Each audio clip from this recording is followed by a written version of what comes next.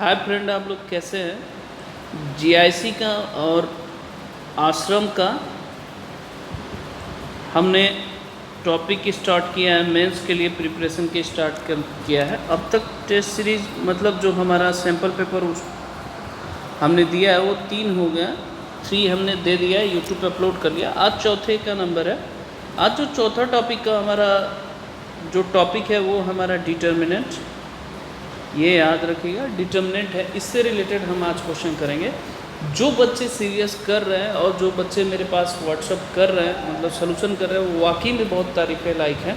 अगर वो करते रहें इसी तरह कंटिन्यूअस तो जीआईसी में उनका सिलेक्शन पक्का हो जाएगा। और बड़ा अच्छा लगता है कि आप लोग इतने डेडिकेशन के साथ मेरी बात सुनते हो, आप काम करते हो, बड़ा अच्छा लगा। तो आप सभी को मेरे तरफ से थैंक यू, और इसी तरह मेहनत करते रहिए, आप लोग ज़रूर सक्सेसफुल होंगे। तो चलिए बिना टाइम वेस्ट किए हम स्टार्ट करते हैं। आपको आज का क्वेश्चन स्टार्ट करते हैं। ध्यान से देखिएगा, हम पहले लोअर भी करेंगे, जो छोटे क्वेश्चन हैं, बड़े क्वेश्चन भी करेंगे और आगे भी डिस्कशन करेंगे। तो चलिए, जैसे मेरा पहला क्वेश्चन है, ये ध्यान से देखिएगा। तो इसमें जो इवेलुएट करना है, डिटर्मिनेंट की वैल्यू अगर फाइंड करनी है, तो इसमें लॉग की प्रॉपर्टी लगेगा। तो लॉग की 4 प्रॉपर्टी होती है। लॉग ए इंटू बी जानते हैं क्या होता है, लॉग ए प्लस लॉग बी होता है। दूसरी प्रॉपर्टी इसमें लगेगी, लॉग ए बाई बी लग सकती है। तो ये क्या होगा, लॉग ए माइनस लॉग बी होता है। तीसरी प्रॉपर्टी जो होती है हमारा, वो क्या होता है, log a to power b होता है, बी लॉग ए होता है। चौथी प्रॉपर्टी जो मोस्ट इम्पॉर्टेंट है, ऑलमोस्ट इस क्वेश्चन में लगेगा, बेस ए पावर बी है। तो ये अलग अलग कर सकते हैं, log e base b upon log e base a हो सकता है। ये 4 प्रॉपर्टी के हिसाब से इसके इवेलुएट करना है। ये मोस्ट इम्पॉर्टेंट है, इस तरह के क्वेश्चन आने की संभावना ज़्यादा है, तो इसलिए मैं ये पहले क्वेश्चन के रेफर करूँगा। तो ये आप जरूर करके लाइएगा, भेजिएगा।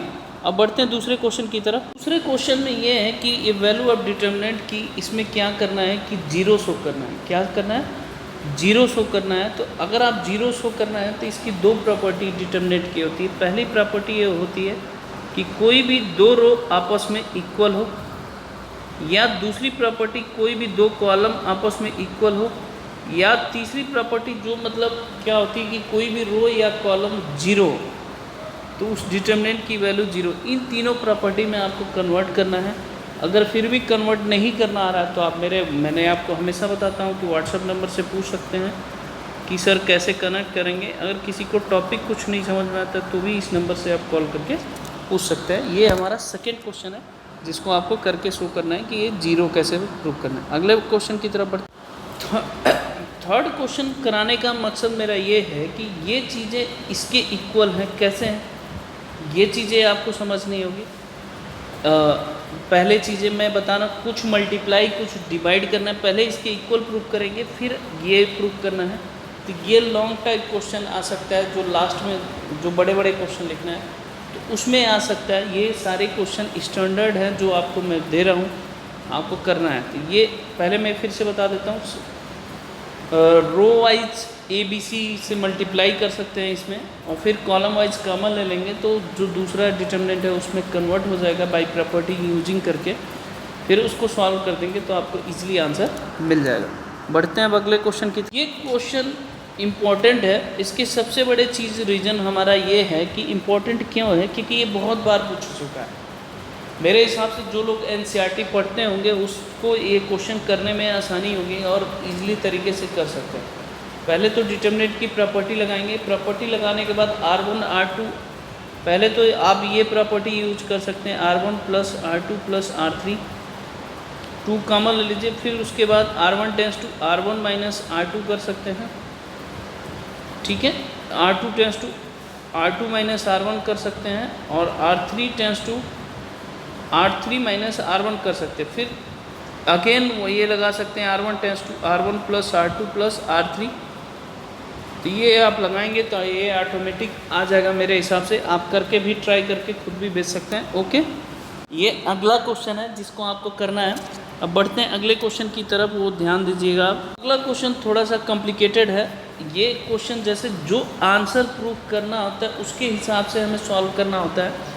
तो आप जानते हैं पहली प्रॉपर्टी ये लगा सकते हैं, R1 tense to R1 plus B R3 कर सकते हैं, तो ये आ जाएगा 1 + a²। दूसरी प्रॉपर्टी ये लगा सकते हैं R2 टेंड्स टू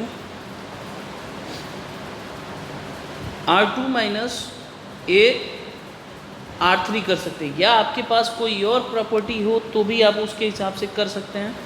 इसके इजीली आंसर आपको मिल जाएगा। तो आप ये दोनों प्रॉपर्टी लगा के प्रूव कर सकते हैं। प्रूव करने का थोड़ा सा ये कॉम्प्लिकेटेड क्वेश्चन है, रीज़न इसका देने का लॉन्ग टाइप में आ सकता है, इसलिए हमने दिया है।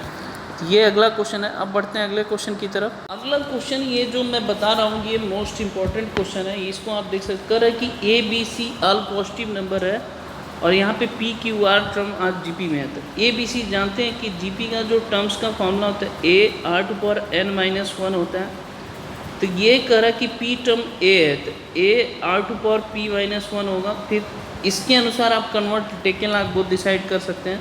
ऐसी B = क्या हो जाएगा, A r⁻r - 1 हो जाएगा। C = A r⁻r - ये Q है और यहाँ r-1 है। ये तीनों में अलग अलग टेकन लॉग बोथ डिसाइड करके फिर यहाँ वैल्यू पुट करेंगे तो फर्स्ट कॉलम और थर्ड कॉलम इक्वल हो जाएगा। तो इस हिसाब से आपको यहाँ पे 0 प्रूफ करने की इजी तरीके से हो जाएगा। तो ये आप खुद ट्राई कर सकते हैं, नहीं समझ में आया तो आप मेरे से पूछ सकते हैं। बढ़ते हैं अगले क्वेश्चन की तरफ। अगले क्वेश्चन में क्या है कि कह रहा है कि ये छोटे क्वेश्चन पूछ रहा है, x + 1 x + 2 x + 3 है। कह रहा है कि ABC हमारा AP में है, तो ABC फिर इसको 0 प्रूव कर रहा है। तो आप इसमें प्रॉपर्टी लगा सकते हैं R1 tends to R1 + R3 - 2R2 लगाएंगे प्रॉपर्टी, तो पहला रो 0 हो जाएगा। जब ABC का AP में है तो 2B = क्या हो जाएगा, A + C हो जाएगा। प्रॉपर डिस्क्रिप्शन के साथ लिखिएगा। फिर से बता रहा हूँ, आप लोग थोड़ा लाइन वाले पे लिख रहे हैं तो आपकी राइटिंग बहुत अच्छी आ रही है। आप कोशिश करिए, रिक्वेस्ट है आप लोग से कि वाइट पेज पे लिखने की कोशिश करिए।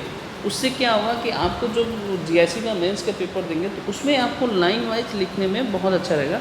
तो जो भी एग्जामिनर चेक करेगा तो उसको मेंटली प्रेशर बनाया जा सकता है, जिसकी वजह से आपको नंबर मिल सकता है।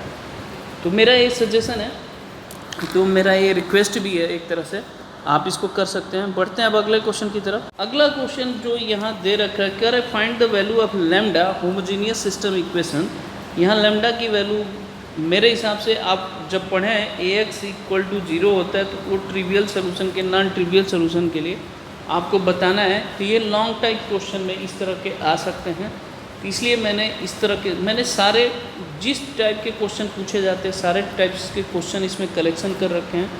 किसी को नहीं समझ में आता है तो पूछ सकता है। हाँ, एक चीज़ और भी है, हो सकता है आप बहुत बच्चे कह रहे हैं कि सर GIC का बैच लिए, बिल्कुल लूँगा, थोड़ा सा टाइम लीजिए। मंडे को एक्चुअली मैं होम टाउन जा रहा हूँ अपने गोरखपुर, तो इस वजह से मैं अभी क्लास नहीं ले रहा हूँ, लेकिन रेगुलर आप लोग की क्लास, डाउट क्लास भी ली जाएगी। तो इसलिए परेशान ना हो, इतना ट्रस्ट रखिए, मैं आपको GIC क्वालिफाई करके ही मानूंगा। आगे बढ़ते हैं। क्वेश्चन है, ये भी बहुत इंपॉर्टेंट है, याद रखिएगा, ये कई बार पूछा गया है कंपटीशन में, तो ये चीज़ें ध्यान रखिएगा।